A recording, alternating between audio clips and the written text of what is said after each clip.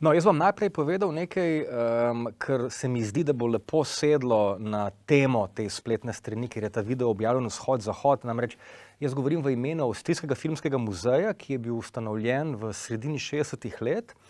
In ustanovitelj Avstrijskega filmskega muzeja, Peter Kubelka, je bil velik oboževalec filmov Dzige Vertova. On je bil preprosto nor na Dzigo Vertova kot na teoretika, kot na praktika, kot na pionirja filmske avantgarde. In vdova Dzige Vertova, Elizabeta Svilova, je slišala za to, da na Dunaju obstaja nek možakar, ki je odprl filmski muzej, ki je nor na filme njenega moža, in je pripotovala iz vzhoda na zahod, se pravi Dunaj, prvo mesto zahoda, in mu podarila enormno veliko materiala, ki ga je podedovala po Dzigi Vertovu, se pravi ne samo filmov, ampak tudi raznih drugih arhivskih gradiv, raznih zapiskov, fotografij in tako naprej.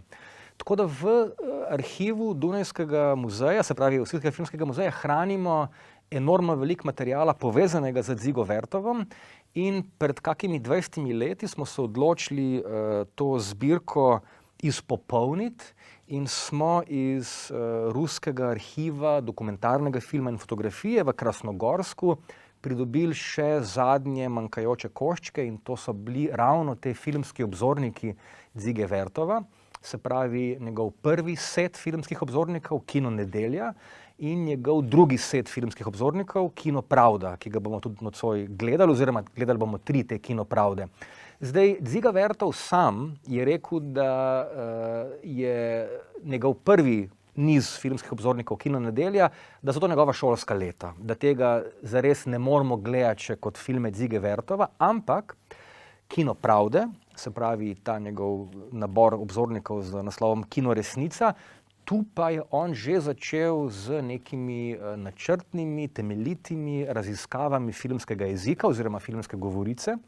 In tu se že pojavljajo neke, bom rekel, avantgardne prvine, ki so potem močno zaznamovale njegove kasnejše celovečerne filme, s katerimi je tudi zaslovel mednarodno, se pravi filmi kot so Entuziazem ali pa Mož z kinoaparatom.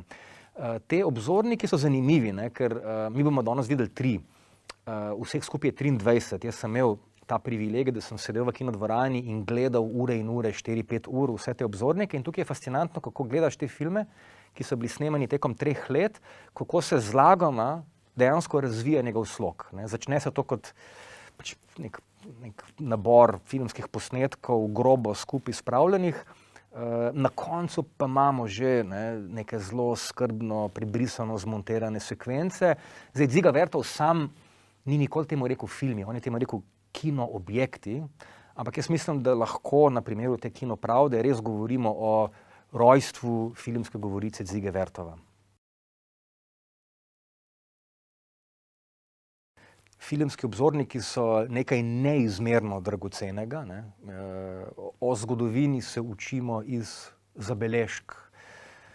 In filmski obzorniki so nek prvi moment v zgodovini, ko lahko dejansko vidimo, kako so stvari izgledale. Zdaj, seveda, ogromno filmskih obzornikov je tako ali pa drugače ideološko obremenjenih, ampak če smo zmožni nekako videti skozi to ideologijo, so ti filmski obzorniki lahko en neizmerno koristen vir spoznanj o zgodovini oziroma uvid v zgodovino. Neprimerno bolj kot pa recimo nek suh zapis o nečem.